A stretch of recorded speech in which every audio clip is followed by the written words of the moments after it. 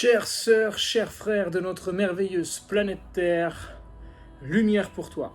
Ça y est, on y est pour cette nouvelle lune. Décidément, je fais toujours de plus en plus court. Là, je publie la vidéo le jour même de la nouvelle lune qui a lieu je sais même plus quel jour on est, je suis déphasé, qui a lieu ce mardi 11 mai 2021 à 21h01.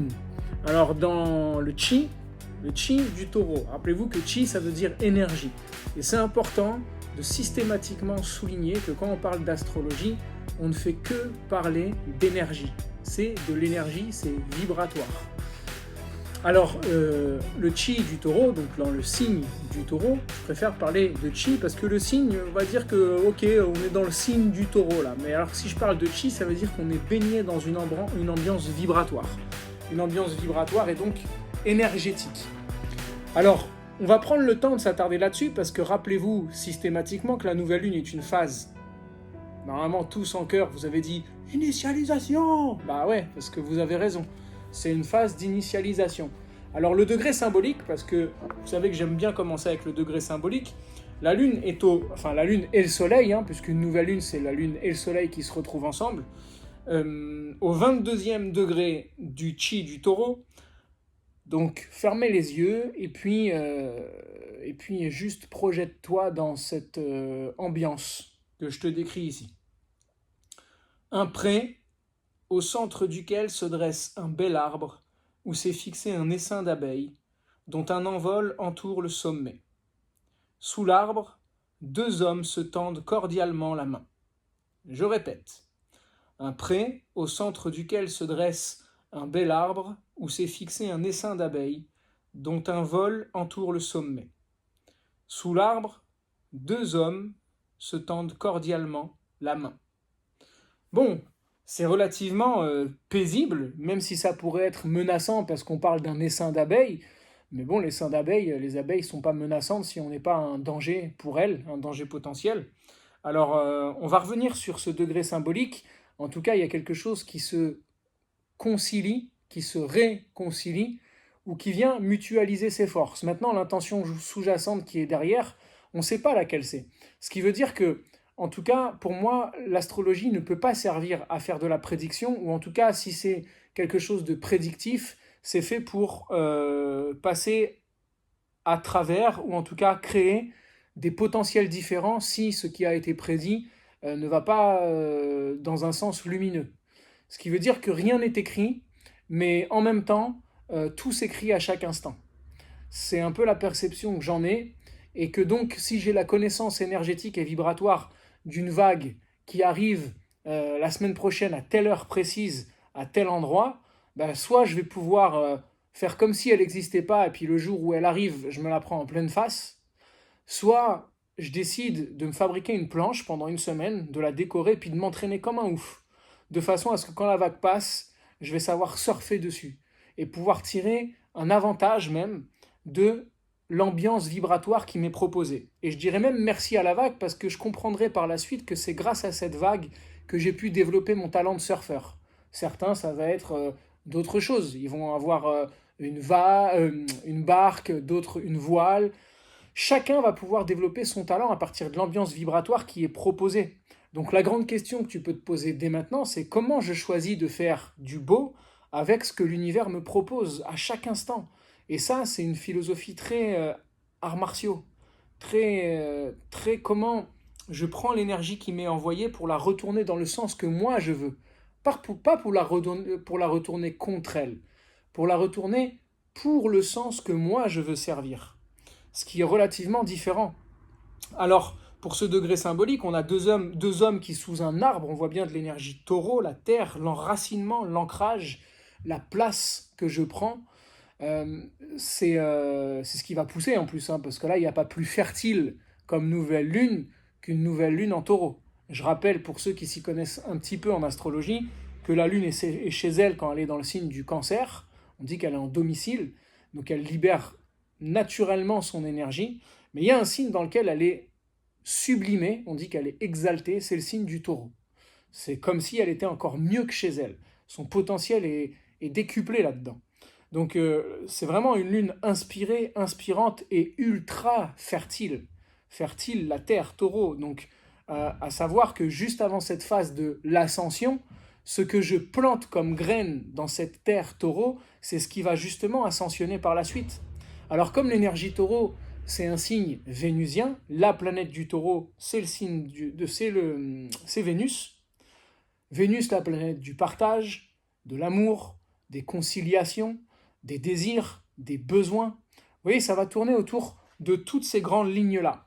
Mais donc, des collaborations et des mutualisations des forces.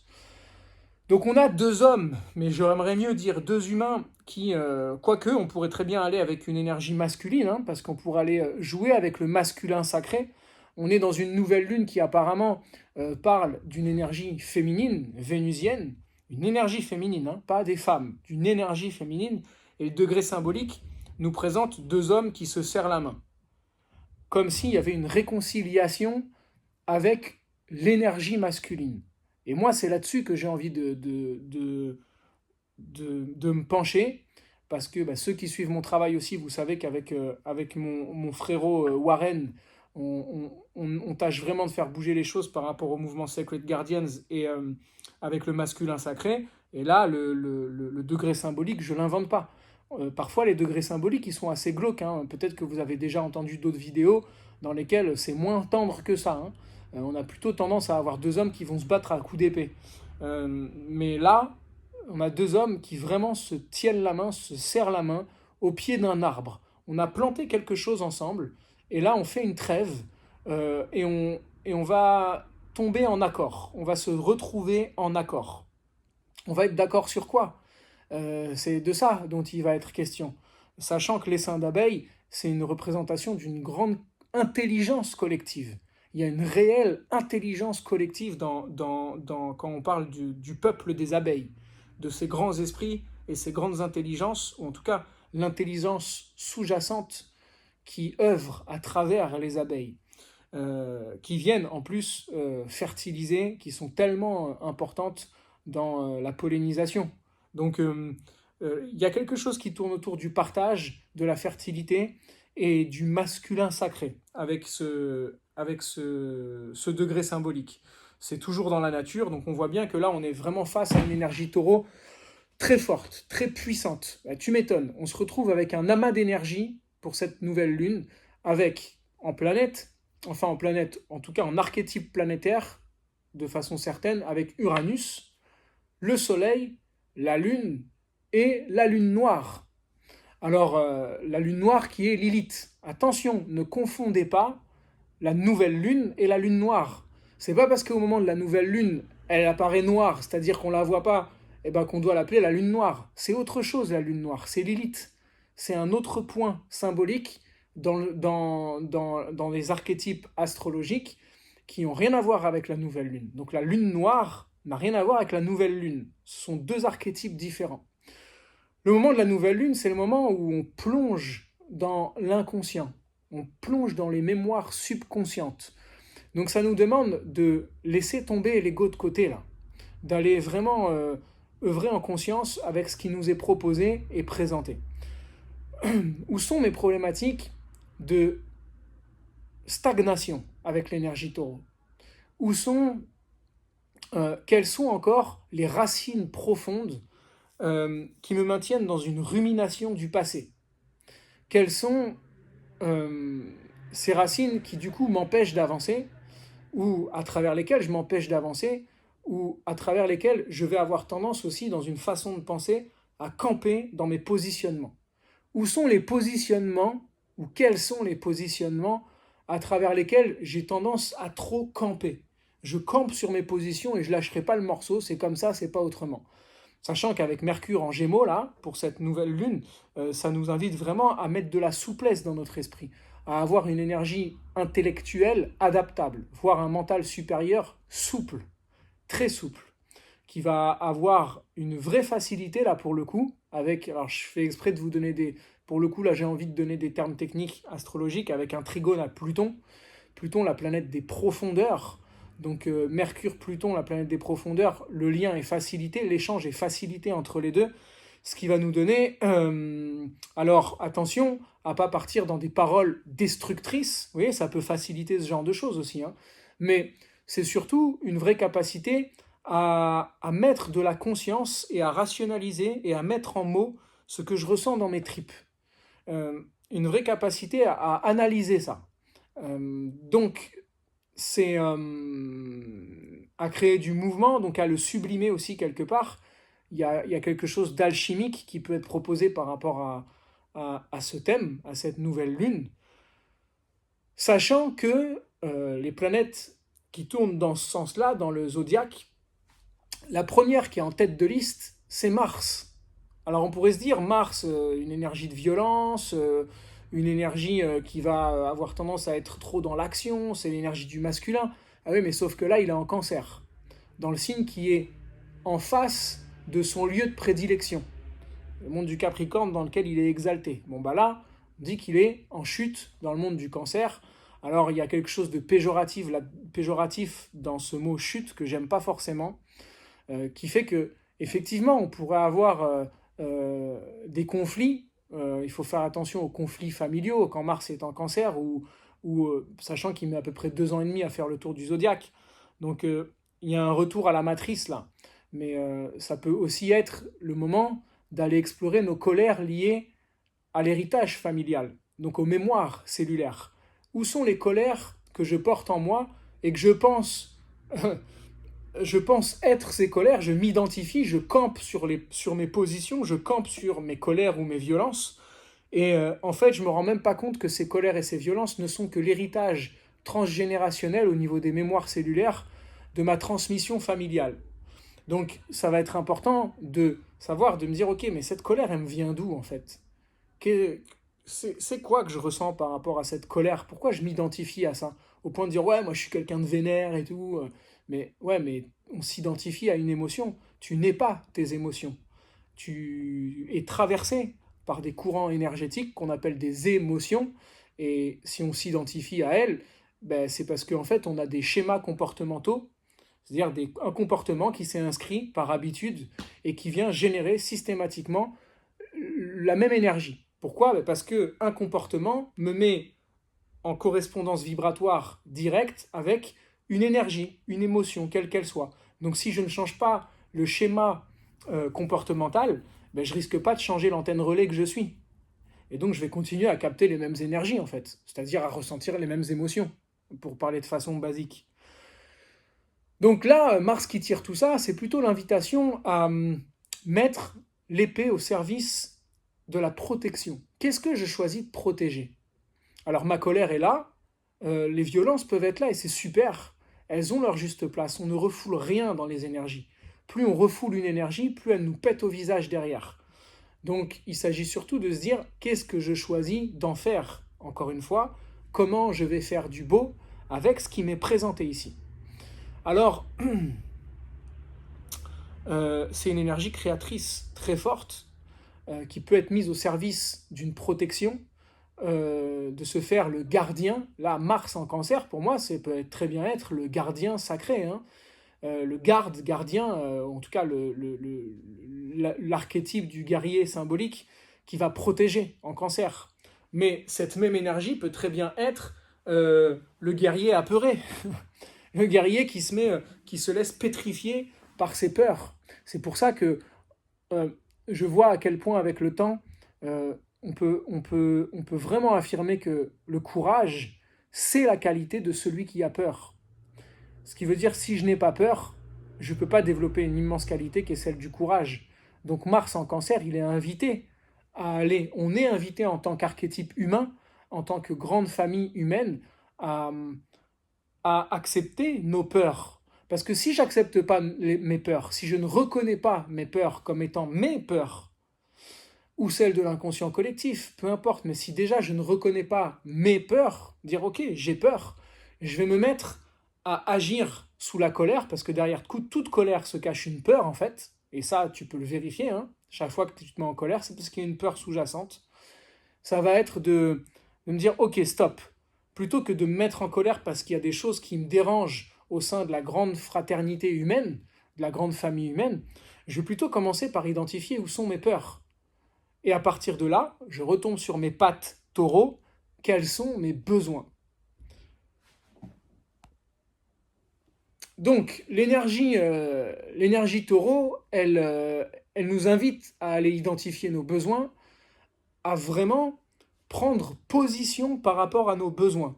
Sinon, on va avoir à agir soit dans la séduction, soit dans quelque chose d'inconscient qui va nous mener vers des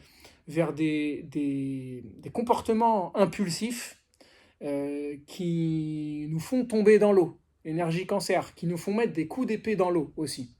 Alors, c'est important d'identifier ses besoins. Si je me pose pour cette nouvelle lune et que je vais identifier quels sont mes besoins profonds, alors la lune noire qui est collée, qui est vraiment conjointe à cette nouvelle lune, elle vient nous inviter à aller nous remettre en contact à nos blessures profondes, dire en quoi est-ce qu'on n'a pas répondu à mes besoins quand j'étais enfant, quels sont les besoins qui n'ont pas été assouvis et écoutés, ou en tout cas pris en considération, et comment moi, maintenant, en tant que parent, je vais répondre à mes propres besoins. Je vais vraiment prendre conscience de ça, parce que si, tu te doutes bien que si aujourd'hui tu as une claire conscience de tes besoins, forcément les actions qui vont être menées à partir de demain vont pas être les mêmes que si tu vas agir sous le joug de la peur ou de la colère. C'est pas du tout les mêmes directions. Pourtant, c'est la même énergie qui est sous-jacente. La différence, c'est quoi? C'est qu'il y en a une, j'ai mis de la conscience dessus, l'autre, j'ai pas mis de conscience dessus et je continue à appliquer un programme bien déterminé, ou bien déterministe en tout cas. Alors, parmi ces planètes, on se retrouve avec Uranus, la grande et merveilleuse planète de la lumière, qui nous invite au renouveau. Alors, il faut savoir quand même que depuis pas mal de temps, là déjà, on a Uranus qui est en carré avec Saturne. Carré, c'est une énergie de confrontation, c'est une énergie de défi. Et ce carré, il est en place jusqu'à janvier 2023. Saturne-Uranus, Saturne, les restrictions. Uranus, les libertés. La planète de la liberté.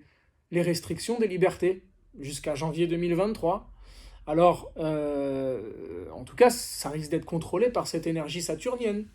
Mais un autre degré de lecture que je peux avoir de façon parallèle, ça ne veut pas dire que ça vient annihiler le premier, on peut très bien aussi, comment on va avoir le défi de structurer, Saturne, un monde nouveau. Uranus, un monde parallèle. Uranus, c'est tout ce qui parle des médecines parallèles. Donc moi, si je parle du monde ou du système ou de la société, comment on va avoir à gérer ou générer un système social parallèle s'il y a des restrictions des libertés, par exemple. C'est tout ce qui va parler aussi... bon, on peut avoir les nouvelles technologies, moi ça me fait penser aux vaccins ou ce qui pourrait être imposé de façon médicale, etc. Il y a des solutions systématiques. Les univers peuvent cohabiter de façon multidimensionnelle. Et ça, il n'y a même pas à sortir d'épée et se battre contre quoi que ce soit. Il y a juste à créer des dimensions parallèles au sein du même espace. Et ça, on peut même le prouver. C'est-à-dire que quand vous avez votre télé, vous avez une boîte au sein de laquelle se partage, dont se partage l'espace à peu près 500 chaînes. Enfin, je ne sais pas combien il y en a, parce que je n'ai pas la télé. Mais en tout cas, beaucoup de chaînes. Des centaines et des centaines se partagent le même espace. Et selon ce que j'ai envie d'expérimenter, je vais me brancher sur la 1, la 2, la 300, là, ce que tu veux. Là, c'est pareil. J'ai pas envie de jouer au jeu de ce système-là. Je vais aller nourrir un autre système. Et ils existent. Il y a quelque chose de très créatif qui nous est proposé. Et surtout pour cette nouvelle lune, je vous invite à aller planter sur notre planète, dans le champ éthérique de notre planète, d'aller planter les graines de la conscience que vous voulez voir s'installer sur Terre. Aussi du mode de vie que tu veux voir s'installer sur Terre. Quel est ton paradis sur Terre à toi? Tiens, l'Éden, énergie taureau, le paradis perdu. C'est l'énergie de l'Éden. C'est tout ce qui est en lien avec l'Atlantide encore. On y revient de toute façon, Uranus est là depuis maintenant pas mal de temps, donc toutes les mémoires atlantes sont encore bien actives. Et c'est une réelle opportunité de se libérer, Uranus, des vieilles racines, taureau. De toute façon, Uranus est dans le signe du taureau, si je me souviens bien, jusqu'en 2025 ou 2026. Je n'ai pas les éphémérides devant moi, mais de mémoire, je crois que c'est un truc comme ça. Ce qui veut dire que jusque-là, de toute façon, on est dans une phase de révolution terrestre. Taureau, la Terre. De tout ce qui va nous parler de ce qui est en lien avec la Terre, directement. Et de notre place qu'on y joue en tant qu'humanité aussi. Donc c'est pas rien. Alors, il y a Vénus, qui est donc cette planète qui dirige cet amas d'énergie en taureau, qui est dans le signe des Gémeaux, donc elle va nous indiquer à nous mettre en mouvement, à faire attention à ne pas tomber dans la dualité, parce que c'est quelque chose qui peut nous pendre au nez. Tant qu'on est dans la dualité, ça amène de la confusion. Alors qu'on pourrait plutôt travailler la communication.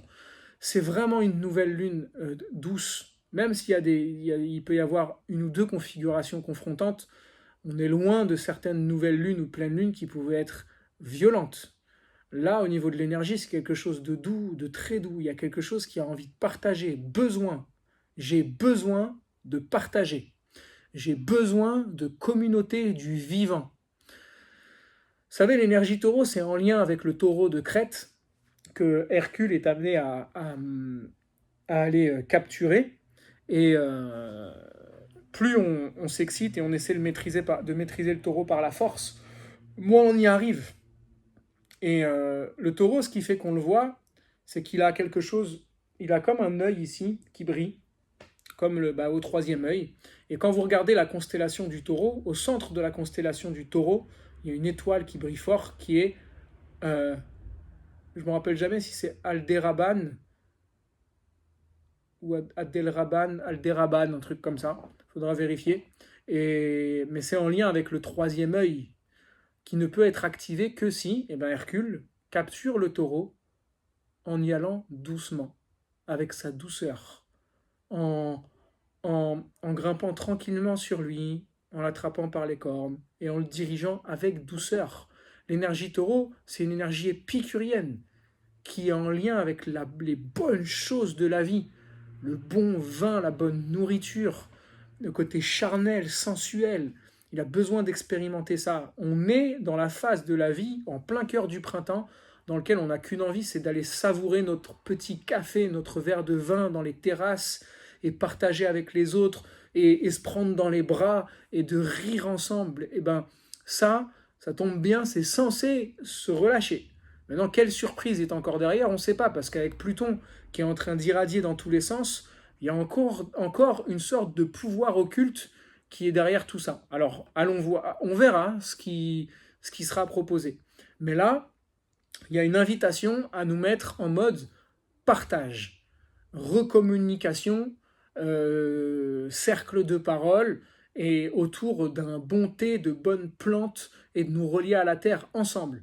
Alors j'ai hâte de ça, que tout soit réouvert de façon à ce qu'on puisse se retrouver pour une bonne retraite dans la nature, à pratiquer, à manger, à boire, à faire de la musique, à chanter. Chantez pour cette nouvelle lune. Faites des bons mantras. C'est pas improbable que ce soir, là, mardi, au moment où je fais cette vidéo, je fasse un petit live pour qu'on fasse quelques mantras ce soir. Je pense que je vais me chauffer et puis on va faire ça. Voilà. Donc, voilà, j'ai fait le tour pour cette nouvelle lune. Il y a vraiment quelque chose qui nous invite à rentrer dans un état d'être de calme et de réceptivité. Le reste, la divine présence s'en charge. Vraiment. Rappelez-vous de cet enseignement du grand Yoda qui répond à Luke Skywalker. Luke, Lucius, la lumière, Skywalker qui marche dans le ciel. La lumière qui marche dans le ciel, c'est le soleil. Mais c'est toi aussi, la lumière qui marche dans le ciel. Puisque notre planète n'est rien d'autre que notre vaisseau spatial. Donc Yoda qui lui dit, tu sauras quand tu bascules du côté obscur de la force, très facilement, justement parce que c'est facile de basculer du côté obscur de la force. Donc le travail qu'on a à fournir, c'est d'aller cultiver un état d'être calme, harmonieux, réceptif, partagé ensemble. On est dans l'ère du Verseau.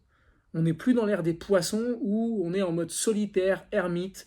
Là, il y a du partage dans l'air. Il y a du partage à fond. C'est l'ère du deux. C'est l'ère du nous.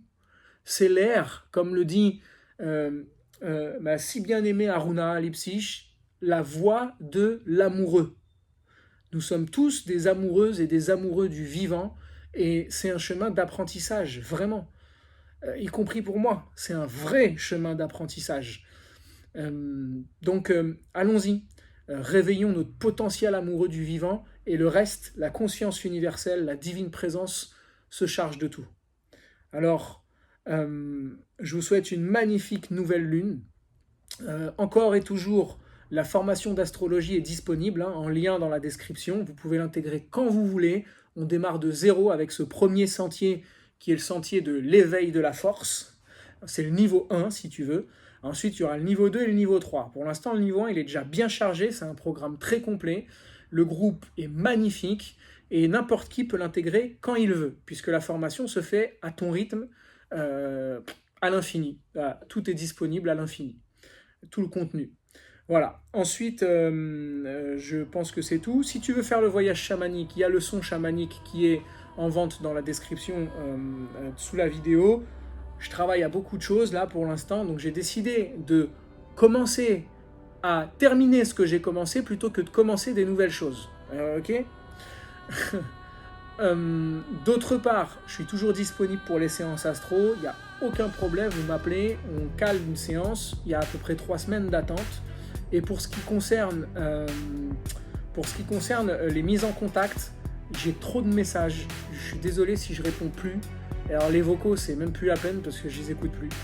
C'était pourtant un système qui me convenait bien, mais à base de 2 minutes, 3 minutes par-ci, 5 minutes par-là, 10 minutes par-là, ça me prend trop de temps à la journée d'écouter tous les vocaux.